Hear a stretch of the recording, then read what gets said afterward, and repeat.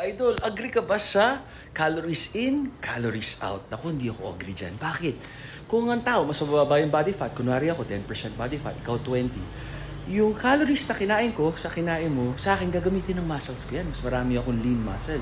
Ikaw, estrogen fat dominant, so sa fat cells mo mapupunta. Tapos malikot ako, everyday ako nag-workout, nagka-cardio, ikaw baka nakaupo ka, nagta-type. So hindi ako agree sa calories in, calories out. Ang pinakamahalaga, para lamang pumayat, simple lang, calorie deficit. Deficit, ibig sabihin kulang. So ito yung calories mo para mabuhay, bawasan mo na konti, 20 calories per day. Total of 140 calories sa isang linggo, yung papayat ka na. Ngayon, para makita yung muscles, kailangan mo mag-workout. At lahat, it takes time. Huwag mo madaliin. Ang tamang workout, proper form, it takes time.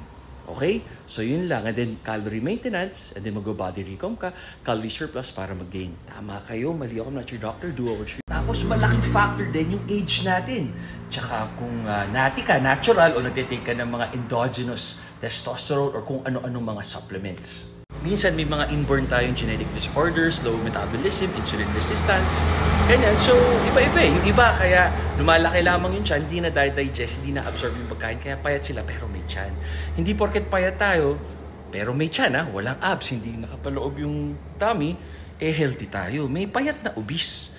Mas halata lang talaga, tsaka mas kumakalat talaga dahil sa mga fast food at pagkain na hindi healthy at dahil hindi nagalaw, mas nakikita natin yung mga kalakihan na medyo overweight.